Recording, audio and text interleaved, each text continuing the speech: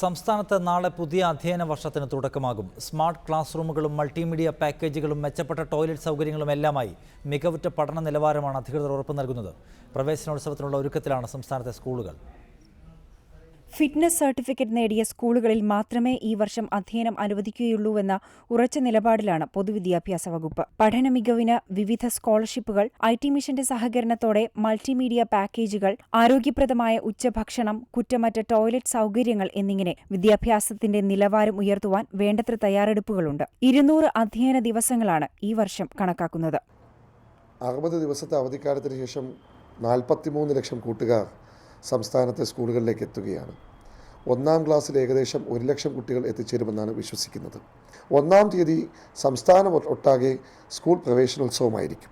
അധ്യാപകരും കുട്ടികളും എത്തുമ്പോൾ അവരെ കാത്തിരിക്കുന്നത് എല്ലാ അർത്ഥത്തിലും സുരക്ഷിതമെന്ന് ഫിറ്റ്നസ് സർട്ടിഫിക്കറ്റ് വാങ്ങിയിട്ടുള്ള ക്ലാസ് മുറികളിൽ മാത്രം അധ്യാപനം നടത്തണമെന്ന നിഷ്കർഷയുടെ അടിസ്ഥാനത്തിൽ അത്തരം സുരക്ഷിതമാക്കിയിട്ടുള്ള ക്ലാസ് മുറികളാണ്. സർവശിക്ഷാ അഭിയാൻ പദ്ധതി പ്രകാരം നൃത്തം, സംഗീതം, ചിത്രകല എന്നിവയിൽ പരിശീലന കളരികൾ നടത്തും. നടാടെ സംസ്ഥാനത്തിന് ഇതാദ്യമായിട്ട് കേന്ദ്ര സർക്കാരിൽ നിന്നും കലോത്സവങ്ങൾ സംഘടിപ്പിക്കുവാൻ വേണ്ടി 2,75,00,000 രൂപ തത്വത്തിൽ കേന്ദ്ര സർക്കാർ അംഗീകരിച്ചിട്ടുണ്ട് എന്നൊരു സന്തോഷ വാർത്ത കൂടി ഇക്കൊല്ലമുണ്ട്. നാളത്തെ പ്രവേശനോത്സവത്തിനുള്ള അവസാനവട്ട ഒരുക്കത്തിലാണ് സ്കൂളുകൾ. റിപ്പോർട്ടർ, തിരുവനന്തപുരം. കാസർഗോഡ് ജില്ലയിൽ കന്നഡ മീഡിയത്തിൽ പരീക്ഷ എഴുതിയ +2 വിദ്യാർത്ഥികളുടെ ഫലം ഇതുവരെ പ്രസിദ്ധീകരിച്ചിട്ടില്ല. 600ഓളം കുട്ടികളുടെ തുടർ പഠനമാണ് ഇതോടെ പ്രതിസന്ധിയിലായിരിക്കുന്നത്.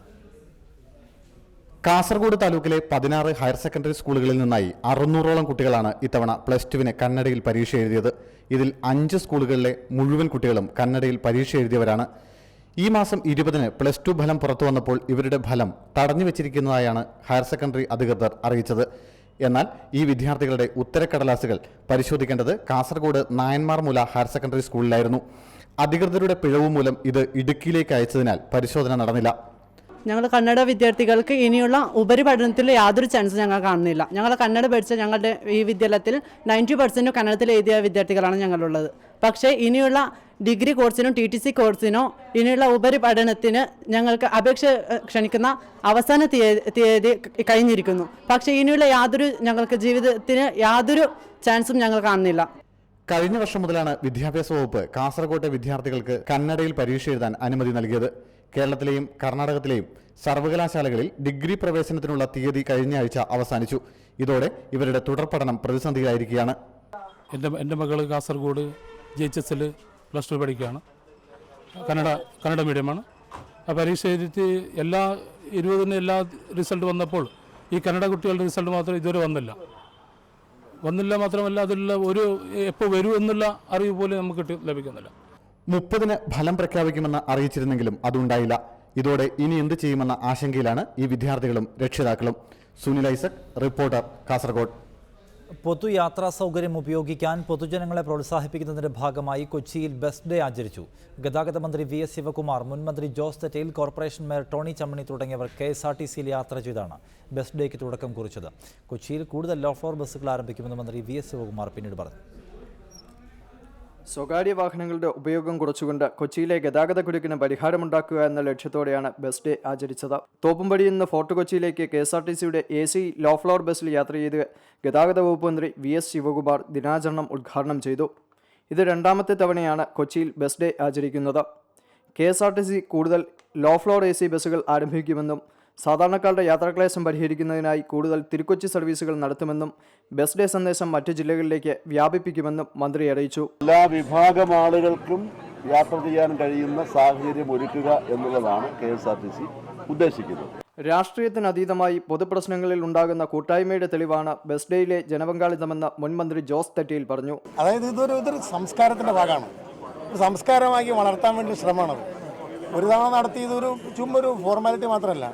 ഇതിൻ്റെ പേരിൽ ആളുകൾക്ക് ഇപ്പോൾ ഇതുപോലുള്ള വോൾവോ ബസ് പോലുള്ള AC ബസ്സൊക്കെ പോലുള്ള നോൺ AC ഒക്കെ വരുമ്പോൾ ഉണ്ടാകുന്ന ആ ഒരു സൗകര്യം കൂടുതൽ ആളുകൾ ഉപയോഗിക്കാൻ പാകത്തിന് ആളുകളെ സജ്ജരാക്കുക, ആളുകൾക്ക് ആ ഒരു സംസ്കാരം വളർത്തിയെടുക്കുക.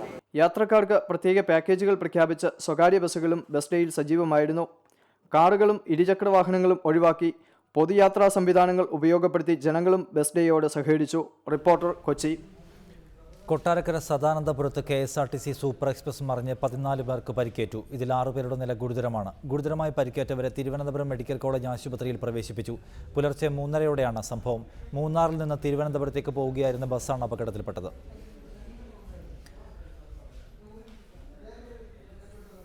അസമിൽ വിവാഹ സംഘം സഞ്ചരിച്ചിരുന്ന ബസ് പുഴയിലേക്ക് മറിഞ്ഞ് 2 കുട്ടികൾ ഉൾപ്പെടെ 31 പേർ മരിച്ചു. ഗുവാഹത്തിക്കടുത്ത് ഹജുവിലാണ് അപകടമുണ്ടായത്. ഗുവാഹത്തിയിൽ നിന്നും തെഹുവിലേക്ക് പോവുകയായിരുന്ന ബസ് പാലത്തിൽ നിന്ന് പുഴയിലേക്ക് മറിയുകയായിരുന്നു. 2 ദിവസത്തെ ഇന്ത്യ-പാക് പ്രതിരോധ സെക്രട്ടറി തല ചർച്ച ഇന്ന് അവസാനിക്കും. സിയാച്ചിൻ പ്രശ്നം, കശ്മീർ എന്നിവയാണ് പ്രധാന ചർച്ചാ വിഷയങ്ങൾ. സിയാച്ചിൻ മേഖലയിലെ സൈനികരുടെ എണ്ണം കുറയ്ക്കുന്നതിനാണ് പ്രതിരോധ സെക്രട്ടറിമാർ പ്രാധാന്യം നൽകുന്നത്. പാകിസ്ഥാൻ പ്രതിരോധ സെക്രട്ടറി സയ്യിദ് അത്തർ അലിയും ഇന്ത്യൻ പ്രതിരോധ സെക്രട്ടറി പ്രദീപ് കുമാറുമാണ് ചർച്ച നയിക്കുക. വൈകുന്നേരത്തോടെ സംയുക്ത പ്രസ്താവന ഉണ്ടാകുമെന്നാണ് സൂചന.